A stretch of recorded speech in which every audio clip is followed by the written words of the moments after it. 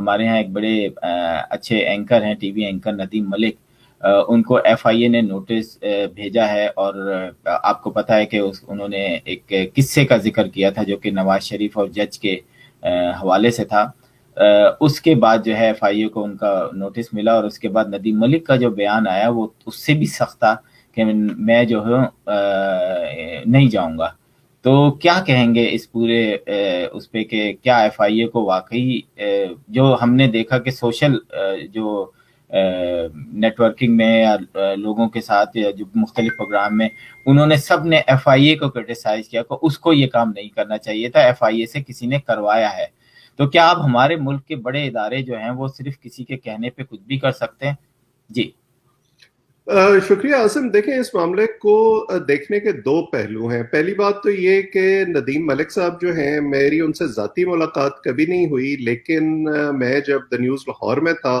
تو یہ اس وقت اسلام آباد میں ہوا کرتے تھے، کامرس اور بزنس رپورٹ کیا کرتے تھے. ان کا بھی سٹارٹ ایز اے رپورٹر ہوا تھا. اور جو صحافتی حلقے ہیں، جو لوگ ان کو جانتے ہیں، ان میں ان کی تب سے بڑی کلین ریپوٹیشن ہے کہ تھورو پروفیشنل ہے، اپنے کام سے کام رکھتے ہیں اور کسی کے دباؤ میں نہیں آتے. ہم سے ظاہر ہے کئی برس سینئر تھے، اور جب انہوں نے ٹرانزیشن کیا ٹیلی ویژن میں تو انہوں نے اپنی اس ریپوٹیشن کو کیری کیا ہے. انفارچونیٹلی ایک ہمارے یہاں ماحول بن گیا ہے کہ صحافیوں کا کام ہی ظاہر ہے حکومتوں کو آئینہ دکھانا ہے. تو جب وہ آئینہ دکھایا جاتا ہے تو وہ بات کسی کو پسند نہیں آتی، اور پھر طرح طرح کے الزامات لگائے جاتے ہیں. جیسے ابھی چند دن پہلے جو ہے ٹویٹر پر ایک خبر گردش کر رہی تھی کہ ندیم ملک کی اہلیہ جو ہیں وہ شاید مسلم لیگ نون کی طرف سے ریزروڈ سیٹس پر رکن پنجاب اسمبلی ہیں. حالانکہ اس کا حقیقت سے کوئی تعلق نہیں تھا، صرف یہ کہ کوئی خاتون ہے جن کے شوہر کا نام ندیم ملک ہے، تو وہ انہوں نے اپنی طرف سے خبر بنا کے چھوڑ دی، اور اس کو دھڑ دھڑ لوگ ٹویٹ کیے جا رہے تھے. بالکل اسی طرح جیسے چند ماہ پہلے اگر آپ کو یاد ہو اسی طرح کی ایک خبر سوشل میڈیا کے ذریعے چھوڑی گئی تھی کہ شریف برادران نے اپنی والدہ شمیم اختر کو پنجاب اسمبلی کا ممبر بنوائی رکھا تھا، حالانکہ وہ کوئی اور شمیم اختر تھی، ان کی تصویر بھی مختلف تھی اور وہ پرسنالٹی بھی مختلف تھی. سو یہ تو ہمارے یہاں ایک ماحول ہے. اب یہ جس اسپیسیفک نوٹس کا آپ نے ذکر کیا ہے، اس نوٹس کے حوالے سے بھی بڑی دلچسپ صورتحال ہے. پہلی بات تو یہ کہ جس پروگرام کا اور جس خبر کا حوالہ دیا گیا ہے وہ خبر کئی مہینے پہلے ندیم ملک نے اپنے پروگرام میں اس کا تذکرہ کیا تھا، اور جو الفاظ انہوں نے استعمال کیے تھے وہ بڑے محتاط الفاظ تھے تاکہ اس میں کسی لائبلٹی کا، کسی جو لیگل اینگل ہے اس کا شائبہ نہ آئے. لیکن چند مہینے کے بعد جو ہے وہ ایف آئی اے کو ایک دم احساس ہو گیا کہ جو ہے اس پر ہمیں نوٹس سرو کرنا چاہیے. پہلی بات تو یہ کہ کیا یہ ایف آئی اے کا ڈومین ہے، کیونکہ جو ٹیلی ویژن چینل ہیں اور ان کا کانٹینٹ تو ریگولیٹ کرتا ہے پیمرا،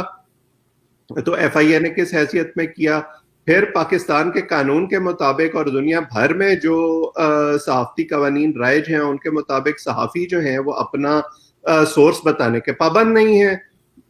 تیسری بات یہ کہ جب آپ ایک صحافی کو یہ کہتے ہیں کہ آپ سے ہمیں اس حوالے سے مزید معلومات چاہیے، تو آپ ایک طرح سے اس کی خبر کی تصدیق کر رہے ہیں کہ جو کچھ اس نے کہا تھا وہ ٹھیک کہا تھا. لیکن آپ اس پر انسداد دہشت گردی کی دفعات کیسے لگا سکتے ہیں اور اس کو دھمکیاں کیسے دے سکتے ہیں؟ کیا صحافیوں کا اپنا کام کرنا اور خبر ڈھونڈنا اور خبر شائع کرنا یا ٹیلی ویژن پر بیان کرنا نئے پاکستان میں دہشت گردی کے زمرے میں آئے گا؟ پھر یہ کہ ہم جب دیکھتے ہیں کہ پچھلے کچھ عرصے میں بشیر میمن کے حوالے سے یہ خبریں آئیں جب وہ ڈی جی ایف آئی اے تھے کہ حکومت ان کو مجبور کر رہی تھی کہ میڈیا کے حوالے سے اور اپنے سیاسی مخالفین کے حوالے سے کچھ اقدامات لیے جائیں، جن کا انہوں نے انکار کیا. پھر ابھی 2-3 ہفتے پہلے جو ہے وہ واجد ضیاء کی تبدیلی ہوئی ہے اور ان کے حوالے سے بھی اسی طرح کی خبریں آئیں کہ وہ ریزسٹ کر رہے تھے حکومت جو ان سے ڈیمانڈز کر رہی تھی ان کو، اور اس کے نتیجے میں انہیں ریٹائرمنٹ سے چند ماہ پہلے تبدیل کر دیا گیا، اور ثناء اللہ عباسی کو جو ریلیٹیولی ایک جونیئر افسر ہیں انہیں اس محکمے کا سربراہ بنا دیا گیا. اور اس کے فوراً بعد ہمیں جو ہے وہ یہ نوٹس جو ہے اس کی کارروائی دیکھنے میں آئی. تو کیا ہم ڈاٹس کو کنیکٹ کریں کہ جو کام واجد ضیاء یا بشیر میمن نے کرنے سے انکار کیا اب حکومت ثناء اللہ عباسی کے ذریعے کرنا چاہتی ہے. اور پھر سب سے بڑی بات یہ ہے کہ کیا پاکستان میں آپ ایک ایسا ماحول بنانا چاہتے ہیں جس کی ہمیں انڈیکیشنز بہت عرصے سے مل رہی ہیں، جہاں کوئی بھی بات جو حکومت کے خلاف ہو یا جو ہے ہمارے مسلح افواج جب وہ سیاست میں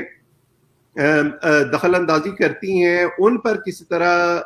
انگلی اٹھے اس خبر کے ذریعے، تو وہ فوراً اس طرح ریاکٹ کرتے ہیں جیسے